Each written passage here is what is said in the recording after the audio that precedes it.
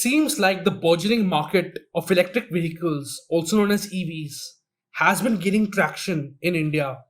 These EVs rely on electricity to run and are said to be eco friendly. Traditional vehicles are refueled at gas stations by pumping gas or diesel into tanks. Comparatively, are electric vehicles fueled or charged? Does the way EVs are charged matter? Can the batteries in EVs somehow lead to energy storage? And how can this benefit India as a whole? Can an EV owner earn monetary benefits when their EV is not in use by them? To break it all down, please help me welcome Ankit Mittal, co founder and CEO of Sheru. Hey Ankit, thank you for joining us. Hey, glad to be joining. The everyday person may not know much about how an EV gets charged. So, with EVs, there are battery charging stations where you charge an EV the way you might charge a phone. Is battery swapping where the battery of an EV gets changed? How does a battery swapping station work when a vehicle enters that station? So broadly, battery swapping is more of a distribution mechanism to refuel the cars faster when we talk about electric vehicles. And largely when we think about battery swapping, we generally talk in context of uh, manual battery swapping, which means that the consumer is able to take the battery out of the battery swapping kiosk and then put them in their vehicle. Basically replace the battery that is discharged and replace it with a charged one from the kiosk. So conventionally, it is implemented at electric two and three wheeler scale. However, there are applications coming in heavier equipments as well. But broadly, it simply means that instead of charging the battery inside the vehicle, the battery is charged separately. And in the need of refueling, the battery is replaced with a charged one that is present in the vehicle. So broadly, it helps the consumers in two ways. One, battery gets availed as a service by them. So there is no capex to be done from the consumer's end in the battery of the vehicle. And second, it reduces the charging time of the vehicle as such. Wherein instead of charging the battery for 2 hours or maybe even fast charging and degrading the battery faster, they are simply able to swap the battery out with a fresh one and get going again. So it's a twofold benefit for consumers, wherein basically they are able to shift to EVs in a much more seamless manner because the only capex that is to be done by them is in the vehicle, which is fairly comparable to the IC engine counterparts. And they simply subscribe to the batteries as a service. So, the battery swapping station already has a collection of recharged batteries. Understood. And Sheru makes use of a technology called V2G, which is vehicle to grid technology. Could you break this down for the layperson? Does this allow EVs to send unused energy back to the power grid? Or is it something broader? So V2G is basically pulling power out of the vehicle and putting it on the grid. And this is very similar to solar power generation, distributed solar power generation to be precise. If we look at if we look at the rooftop solar implementation, it fundamentally means that we are generating electricity at the consumption site itself and pushing it back into the grid. So for the grid, it essentially looks like distributed generation. And from the vehicle standpoint, it simply means that the energy is converted from DC power that is stored in the battery into AC power and it flows through the electricity meter back onto the grid. So it's a combination of multiple capabilities that are already present in the market put together so that EVs can contribute to grid balancing services as well. Got it. So, is this unused electricity being collected? Or is this after the batteries are depleted? So when we look at an electric vehicle, for example, let's say it's a bus, the Okay. batteries are always designed Yeah. for worst case situations, wherein if the bus is, let's say, supposed to do a run for 150 kilometers, they are not really buses are not designed for only 150 kilometers. They would have a capacity to 300 kilometers or 350 kilometers. It's all the battery is over spec for considering the worst case situations. So when a vehicle gets charged, typically the utilization doesn't deplete the battery fully, due to which there is energy available in the batteries even when the vehicle comes to the state of rest, whether it comes at a depot in case of buses or whether it is coming back to home in case of personal cars. So fundamentally, there is always some energy, first of all, left when the vehicle comes to the resting situation, which can be utilized uh, to suffice multiple kind of applications for the grid, be it frequency regulation, voltage regulation, peaking on the grid. There are multiple applications for which grid requires on-demand energy services as well as energy storage services. Having said that, Sheru, I would like to just take a step back out here and just lay out what exactly we do at Sheru. So Sheru is world's first cloud energy storage platform. We are fundamentally solving the problem of energy storage for grid operators. And when we talk about grid operators, we are talking about companies that distribute electricity on the last mile to us. These can be private companies, these can be public companies, but broadly, our value prop is targeted towards them. Now, what we provide is energy storage service to them, wherein instead of building dedicated infrastructure that could have been developed by setting up large scale battery farms or let's say large scale hydro plants, pumped hydro plants, instead of doing any of these things, we are using the existing capability of the grid to take power from the last mile back onto the grid. And we are using this capability basically to store electricity in the idle batteries that are connected to the grid in any format. It can be an electric vehicle, which is, let's say, sitting idle for the next 5, 6 hours, and its battery is depleted and it has space to store energy, and it takes only 2 hours to charge. So there's 3 hours of basically time that we have utilized furthermore in the vehicle. Similarly, it can be a battery swapping station wherein the battery utilization is not consistently high throughout the day. It can be even batteries that are replacing diesel generators for backup purposes in commercial and industrial use cases. So it can be any kind of battery resource that is connected to the grid. It's idle. We basically aggregate all that idle time, stitch it together as a cloud storage service, and provide it via dashboard to grid operators so that they don't have to build dedicated infrastructure. We can ramp up the energy storage capacity needed by countries much faster without doing any capex. And we are able to deliver this with a cost benefit to the grid operator, as well as a benefit and a revenue stream to the battery owners who are contributing to the platform. So this is broadly what we do at Sheru. And V2G basically plays the role of grid connectivity in vehicles in our case. So it's basically a hardware solution that goes on top of the vehicles so that they are capable of giving power back to the grid. So with the V2G tech, the EV has to be plugged in for this to happen, right? Yeah, so the car also has to be plugged in. So for example, if it's an electric bus, Yeah, which is taking halt in afternoon, there are few hours of idle time during which the yeah, bus doesn't have to run. right, Now, the bus requires, let's say, 2 hours of charging to be prepared for the next run. right. And it's going to sit idle for, let's say, 6 hours. Now, what we do is first of all, of course, it requires a hardware upgrade as well at a charging infrastructure level. But in case of charging stations, largely in India, we have AC to AC charging stations. So they're already bidirectional. There's very limited upgrade that has to be done. Also, the upgrade of electricity meters so that it can account for electricity going back into the grid is also very simple upgrade. Operators are able to do this in a very short span of time. The major upgrade that is required is in the vehicle itself, wherein the conversion of AC power that is coming in from the charging station has to convert to DC power and get stored in the battery. So this device gets replaced for electric vehicles so that they can become compatible of delivering this service and participating on the platform. Now let's say this bus has this capability. It's sitting idle for 6 hours. It's connected to our platform. We recognize 6 hours of idle time automatically because we're synced in with the bus operator schedule.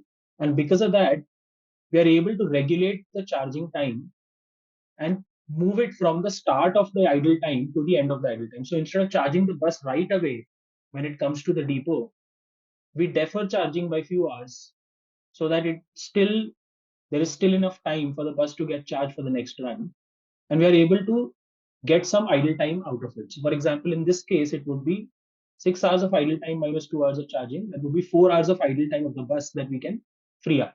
Now, a bus is a around 300 to 400 kilowatt hour battery pack. And if you think about one bus depot which has 100 buses, it is around 30 to 40 megawatt hour of energy storage. that can that buses can contribute. So for those 4 hours, the bus battery is being actually used to store excess electricity from the grid and give it back to the grid when it needs it. And it may need it after 15-minute interval, it may need it after 30-minute interval. There are different applications for which they regulate the storage time. Okay. And theoretically, could selling that excess energy affect the battery health of an EV in any way? So this is where the role of a platform comes in. Okay. So first and foremost, batteries that are penetrating EV application, or for that matter today, any electrification application, all the batteries are lithium ion onwards. What I mean by that is there are prevalent chemistry in India, or for that matter anywhere, was lead acid, lead tubular, etc. These were the VR people conventionally also remember them by the name of VRLA batteries. So these batteries used to be there earlier in the usage. Now, with more advanced chemistries coming in, there is tremendous improvement in the battery chemistry, due to which, if the battery is utilized instead of its full capacity, if it is utilized for only, let's say, 40 to 50% of it, or even lesser, then the battery's life is very marginally degraded. And this is something that has been proven out by majority of the OEMs across the globe. And if you scour deeper, you will be able to find that companies like Nissan, Volkswagen, Toyota, Tesla, they have already announced V2G capability in their vehicles without affecting their warranties. So they basically have announced it as a top up on their existing vehicles, and they're saying that it will not impact their battery warranty as well. So these are the two commercial, one technical reason and one commercial anecdote that you can refer to understand better about this. And as an EV owner, does a possibility lie to sell this excess energy peer to peer, maybe to someone in my vicinity or to a business in my area? See, I think this has more to do with the regulation in a particular country than the technology's ability. So, for example, in countries like US, and then there are many countries in Europe also. So in many states in US, what you have is consumer choice is already there. So you can avail for a different subscriber. You can skip out of your designated discom. You can select your own energy distribution company, and that's the way you can simply penalize your operator for bad service, or even move to a different operator for the financial benefits. So it may be either of the reasons, but broadly, retail choice is already a prevalent thing in US. It's also a prevalent thing in many countries in Europe. However, in countries like India and many other developing nations, retail choice leaves masses vulnerable. Right? In India, for example, there is a very huge part of the population which is able to access electricity due to government support.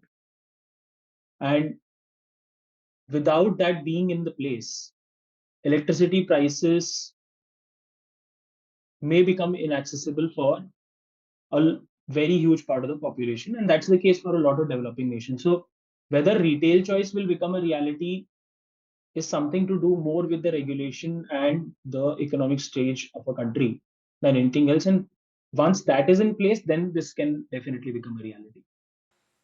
So I think we'll circle back to the regulatory aspects of this. Let's talk revenue streams. I guess the headline is an EV owner could earn money while the EV is parked and charging.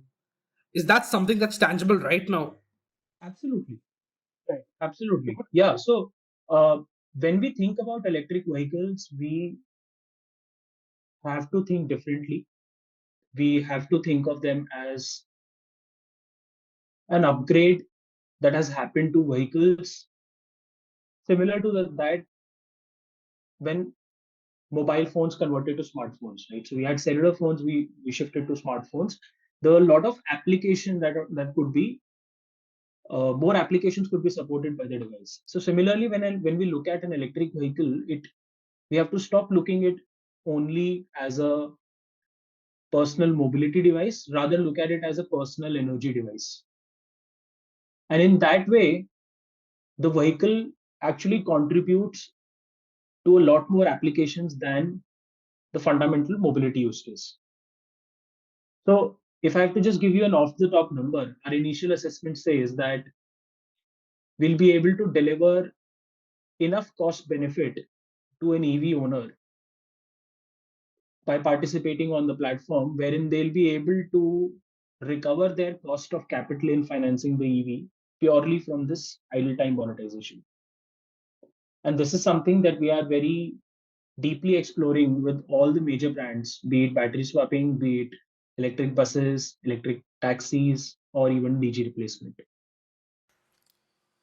I think that makes it an additional USP that you could earn back how much was spent to purchase an EV by monetizing it when not in use. So, talk me through the process. I have just become an EV owner. How do I start monetizing? So this is something that will be rolled out not at a consumer scale, it will be rolled out at an OEM scale. And it will be made accessible via financial products itself. So think of it like this, that when you're buying your car from Tata next time, maybe, then you get a offer from Tata wherein you can avail for, let's say, 0% finance on the car if you keep your car plugged in when it's idle, right? So Right. the financial benefit will not be direct, it will not be directly possible to disperse to the consumers. So it will happen uh, by baking into the financial products and via the distribution channels that are making the adoption also possible. So it's the OEM essentially whose quality of the vehicle is going to ensure that we will have significant amount of capacity coming in through their network.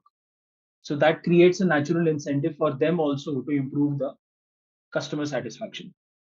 So broadly, we see that we are unlocking the fundamental benefit in an electric vehicle, which improves the financial bankability of a vehicle. So think of it like this, that EV as a technology is considered very risky by financial institutions. And that has still not made EV finance very, very prevalent at competitive cost rates or competitive per kilometer cost to a buyer. And that is because it's a new nascent technology.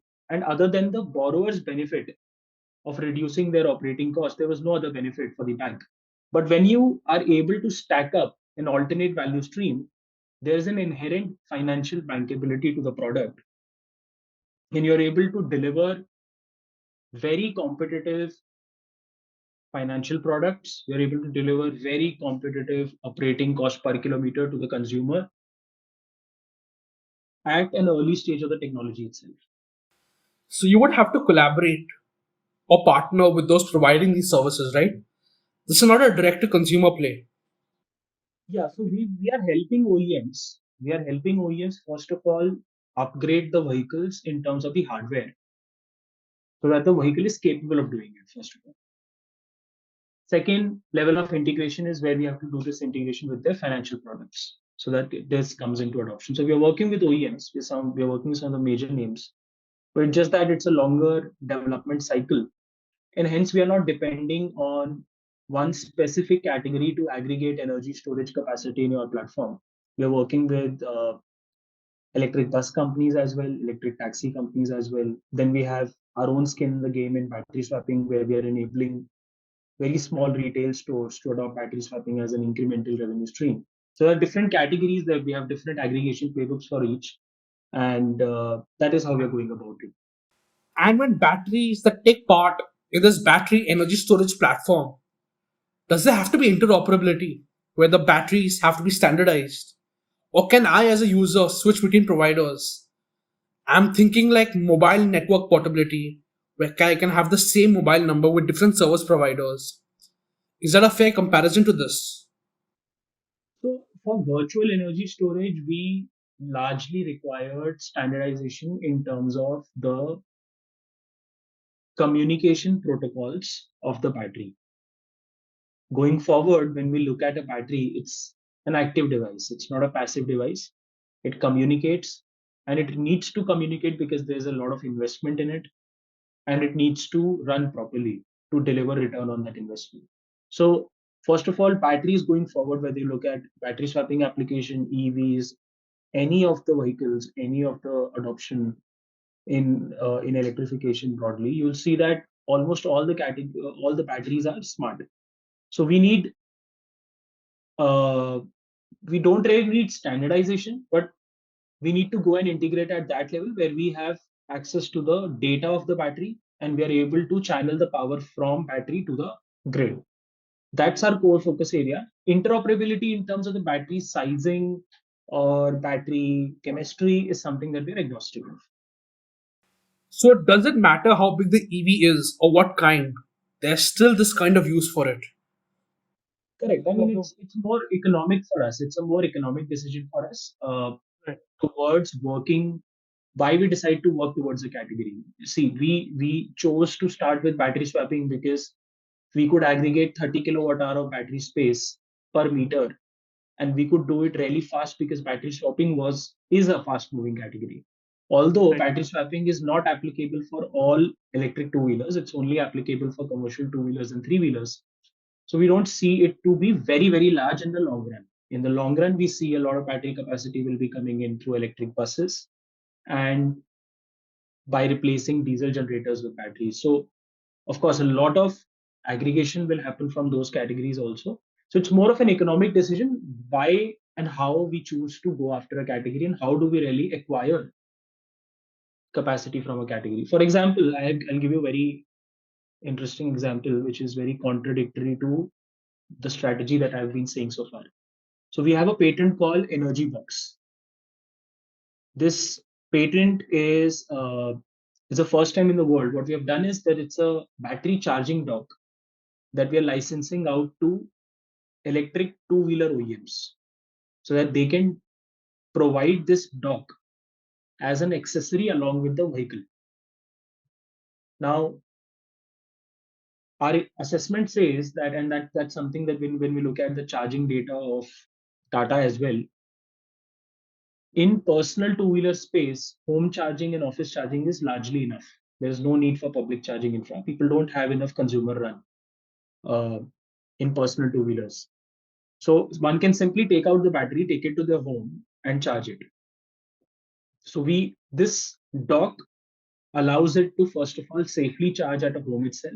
You can simply take out the battery, take it to your home, charge it. There's no need to think about charging infra because there is no need for enough kilometers. You don't need more kilometers than what's being given in the vehicle.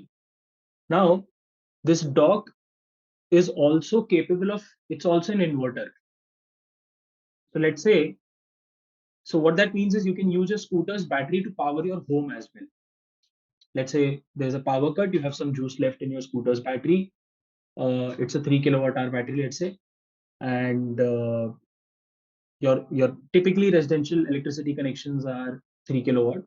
Let's say even if 50% of battery is available, it will still give half an hour of or maybe 1 hour of backup to you.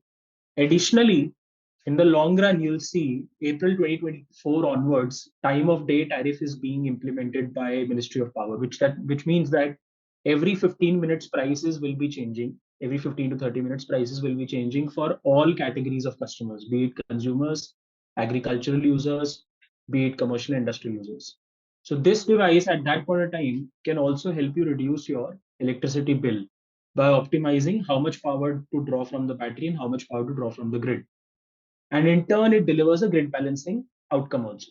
So this is a very different approach of aggregation and very orthogonal to what we have done in battery swapping or what we are doing with OEMs. So just to give you a lay of land, this is how the integration can vary according to the nature of a category. A lot to unpack there. And having your EV actually charge your home could serve as an additional USP and have a lot of potential in EVs, especially in the face of these potential policy changes. Though removing a battery from your EV, is that actually easy? Or does it require mechanical lifts or robotics to take it out? See, I think, of course, if the battery is heavy, then it requires automation, mechanical automation. And when we think about battery swapping, we do not see India's ability to support the cost of automation. So we do not see battery swapping being adopted in four wheelers or buses as fast. Or we are not even sure whether that would make sense at an operating level, given just that there are a lot of logistics around it and there's a lot of space requirement. But in case of two wheelers and three wheelers, the batteries are really small. They're very compact. They can be very easily taken out and taken away to your home and charged. And that's the reason why it's already available as a feature in even scooters like Hero Vida. So you'll see Hero Vida, they are promoting the scooter with a detachable battery that can be simply taken out and taken home and charged. Okay, and I think we also have to touch on this because since 2023, it's said that the golden age or the golden period of AI is underway. Maybe the role of AI is getting more tangible and underlined to the masses in a way that it may not have been getting before. So, how do you see the role of not specifically generative AI, but AI as a whole now? Does anything change for the energy space compared to before? See, I think AI is definitely a lot more adoptable for sectoral niches. So I think there's a lot more talk about AI because it has become more accessible for consumer use cases due to generative AI and a lot of these things. But fundamentally, AI has been around for a very long time and works really well in specialized use cases wherein you have a scope defined of a particular industry, you have a scope defined for the problem statement, you have certain boundary conditions to play around with. So in electricity sector, the role of AI has been well understood for a very long time. And of course, it reduces a lot of scope for human error in orchestrating day-to-day controls of the entire system. So, I mean, of course, AI definitely has a lot of is going to play a very big role in energy sector transformation, uh, but largely towards reliability of the system. It's it's not going to replace the need of people to operate the sector because the sector in itself is nothing but the requirements of various industries of energy, whether it is consumer segment, industrial, agricultural. So understanding all those needs, transforming them into requirements, creating requirements for system upgrades is something that requires human intervention all along the way. It's a very complicated subject. So AI is going to play a very big role in terms of increasing the reliability of electricity systems, but it's not something that has really changed the game right now itself for us. Okay, and you've also mentioned regulation in this discussion. From your perspective, what is the current regulatory outlook? Do you see robust support? Do you feel there are bottlenecks? What is the state of things right now? So I think it's given the geopolitical scenario, given the stage of renewables, and given the mandate for climate action, it has become a lot more in favor of governments, not only in India but everywhere, uh, to look at energy sector very seriously because electrification, shifting to renewables, ability to recycle all the resources, that fundamentally leads to a future where every country will be energy independent. So there is a very strong incentive for the central governments, federal governments across the world, and of course, state governments across the world to give a tailwind, a regulatory tailwind for such kind of business models. to be adopted. I think to a certain extent, I can give you this example also. In the last 10 years, India's energy consumption, or rather India's energy cost as a percentage of its GDP has come down from 16% to 13%. And in the last decade, that has been made possible due to various energy efficiency projects that were conducted by the central as well as state governments. Now, this 3% that has vacated as an energy cost to the country is essentially being redirected towards localization of defense manufacturing in the country. In addition to that, this reduction of electricity cost to the country, it fundamentally reduces the electricity cost. It makes it more conducive for other manufacturing sectors and distribution businesses to flourish. So it's a very massive growth flywheel to make energy systems hyper efficient. The only, I think, bottleneck to a certain extent in this is the harmonization of goals between central and state governments, due to which certain things, if were supposed to happen within a given time frame, they tend to drag along. So I think that harmonization is the only thing that needs to be worked upon, because as a transition, it benefits everyone. Okay. And with India's ambitions of being a $5 trillion economy and maybe a global push towards EV adoption, do you have an opinion on how India would look on the global stage and how the energy sector and the EV market would be in service of that goal? See, I think, I am a fundamental believer of the basic principle that when we adopt electric, whether it is in our energy systems or whether we look at it in mobility systems, we are moving away from a fuel-based economy to a device-based economy, and all the devices can be recycled. So in the long run, the more we adopt, the more our electricity energy costs, they become more conducive. Our logistic costs, they become more conducive. And that inherently makes the market more favorable for localizing manufacturing in India. So I generally prefer and I generally advocate for adoption over localization. And I think for any country, understanding that since resources can be cycled in the long run, we can very well localize everything. What matters is how well we are using the capital in first adopting the technologies. So I think that is something that I feel is important from not only India but for everyone. But of course, there is a lot of work already happening. Government is hyper aggressive on localization, while adoption is also coming in. Okay. And coming back to Sheru, do you have a fundraising round in the works? Or maybe a thought process on how future funding ought to be deployed? Is there a sort of impact by what people are calling a funding winter? See, I think for Sheru, we are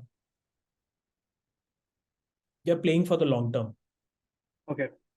And the short cycles don't really affect us, neither the fundraising plans nor execution in the company. So in that sense, a lot of current market situations don't apply to us. Second, our usage of money is not towards capex or working capital or subsidies or discounts. We are fundamentally innovating, and we are enhancing the capability of existing infrastructure for a very, very pressing need. So there is a lot of support from the impact ecosystem as well in building out Sheru. And third most important point is that we are building something for the first time, which is a truly world's first. We are world's first cloud storage company built out of first principles and we are building out of India. So we are in a very unique position in terms of Sheru's capitalization journey. And having said that, we are well capitalized for continue innovating for years to come. We have very strong and very bullish investors in the company.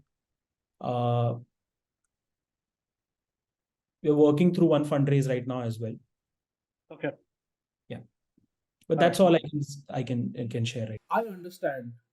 So, Ankit, I think this was an interesting conversation and a lot of interesting points about the energy space, EVs, and what the future holds. So, thank you for joining us.